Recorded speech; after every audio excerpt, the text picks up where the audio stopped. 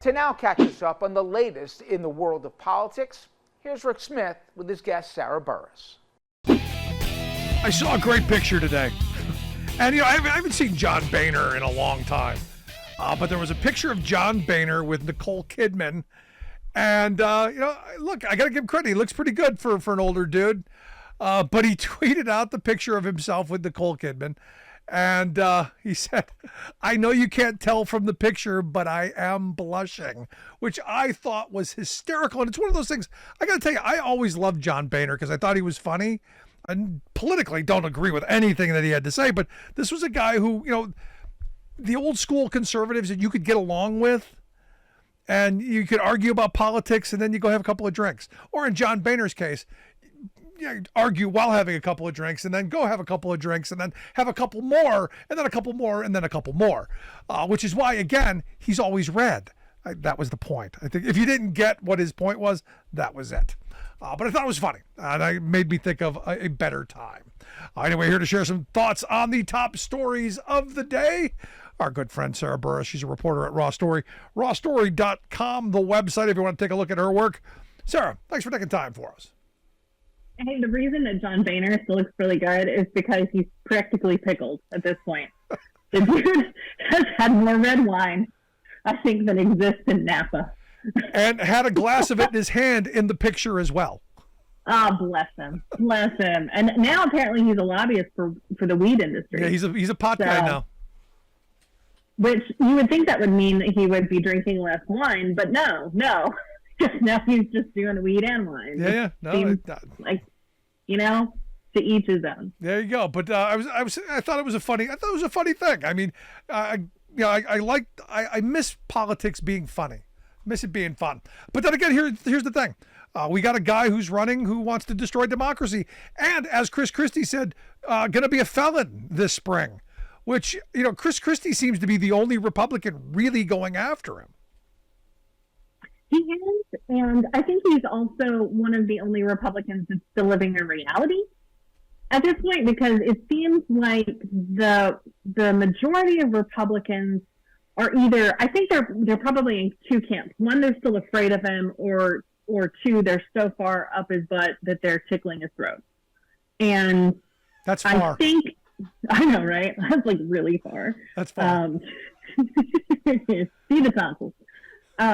But I think with the majority of people, I mean, even watching those debates with people like Nikki Haley, she's hedging. I mean, everybody is just so pathetically sort of catering to Donald Trump and everything that he needs and wants, and begging for his endorsements, and it's just enabling his bad behavior, and it makes it worse because I think we should stop feeding the monster, and I think that is what gives him his power, is the more people take him seriously, the more credibility he has. Now, the thing that gets me is, we keep feeding into it. Like, today they lifted the gag order. I was against putting the gag order on him because it made him look like a victim. It's just one of those things where you go, you can't keep doing this. I mean, granted, he is actively calling for violence. He is actively calling for the destruction of our democracy. He's actively doing a bunch of stuff. But I think by trying to put a gag order on him, I think just makes it worse. Normally I would say that, but it seems like in the case, so the gag order that was paused for a bit while he appeals is the one that was the most narrow gag order ever, which was basically like, don't expose my clerk's name and identity and face all over the internet and ask people to come and kill her. Like, that's a pretty narrow sort of demand from a judge. And you basically, whenever they had the gag order paused in Washington, they were able to come back, the special counsel was able to come back and say, look what he's doing, and had a bunch of different examples of people that he's attacked and, crazy danger. We literally, just this afternoon, the jury in the case for DePape, who attacked Paul Pelosi, found him guilty on 2 felony counts. He's still facing state charges. And you're telling me you want to, I mean, this guy basically was the epitome of getting up on the stand and say that words inspired him. He described himself as being indoctrinated. He said that he believed the conspiracies, and that is the perfect example of somebody who bought into Donald Trump and then acted. And so, you know, they want to pause this gag order, and I'm like, this dude was just found guilty. Like, what are you thinking? Now, look, I understand what you're saying. I hear you. I get it. But I just don't know how you enforce it. And again, you're giving, you know, you're adding more fuel to the fire. You know, I guess I'm someone who believes in more speech than less. I struggle with it. Let me go with that. I struggle with this gag order, and I completely understand what you're saying. I get it. But I struggle with it. I agree. I get where you're coming from in terms of struggling, and I don't know how you necessarily enforce it. But at the same time, you know, I think about the case in Florida when they fined Donald Trump and Helena Haba, almost $1 million for the frivolous lawsuit. You know, that really has calmed down the frivolous lawsuits from him. And so there you go. Maybe that's how much it takes. Maybe just to get it, you know, to work is that somebody's got to be charged with that much money. Got to follow the money. And speaking of following the money, did you see the ethics report from on George Santos?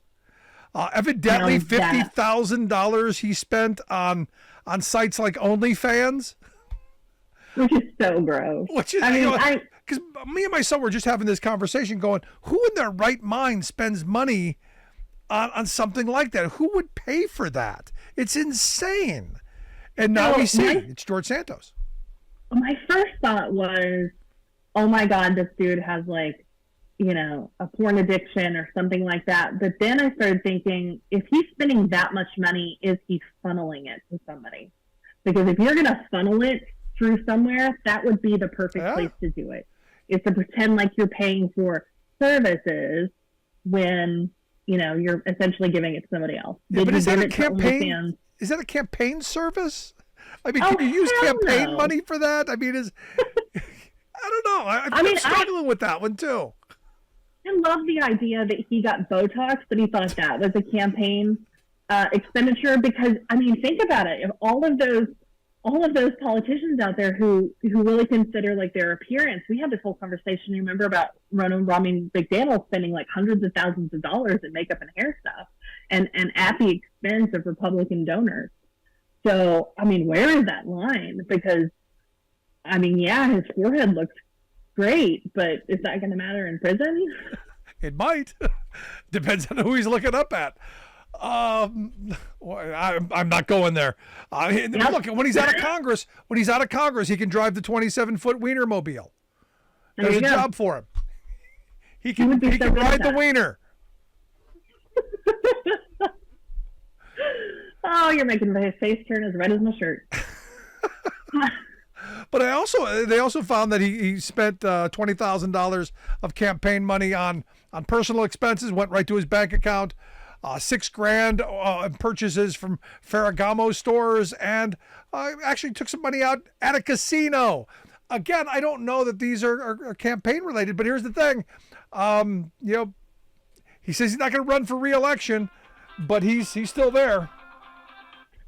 I wonder, because we have the Supreme Court basically saying that money is speech and we can spend all of this money however the heck we want. And so, I mean, I'm curious to hear from the Supreme Court. Does this mean that, you know, it's perfectly acceptable to spend thousands of dollars on Botox and Ferragamo shoes? There was a sneaker day at the Capitol, which makes me wonder, you know, is he passing this off as, oh, well, I had to go buy a new pair of shoes for sneaker day at the Capitol? Is it that? You know, or it seems like there are so many justifications and so many loopholes that you can just drive a train through it at this point. So on stuff like that, you just got to blame the Supreme Court and be like, yeah, you paved this road. You're just driving on it. You're spot on right.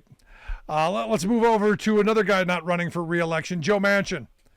Even Joe Manchin is saying Donald Trump would destroy democracy in America, and yet he's talking about a potential presidential run. And I don't know where or how. Maybe the no labels people are still courting him.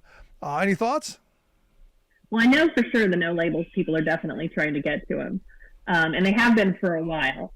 The interview they did, he said that he promises he's not going to be a spoiler candidate, and he said that he doesn't support Donald Trump, but then he says he wants to run for president. And I mean, too, that same time whenever he did his resignation, he said something like, I want to go spend more time with my family, the old, adage. But he mentioned his 10 grandchildren. And I think we were talking about last week or the week before where it's just like, but you want to run for president? The guy's gotten really good at talking out of both sides of his mouth. So it's, I don't want to be a spoiler, but I want to be a presidential candidate. And I want to spend time with my grandchildren, but really not really, like. I'm going to go across the country. Are you getting an RV to go through Iowa? Like, what is this? Do you think you could borrow Clarence Thomas's RV? Probably. I bet he could.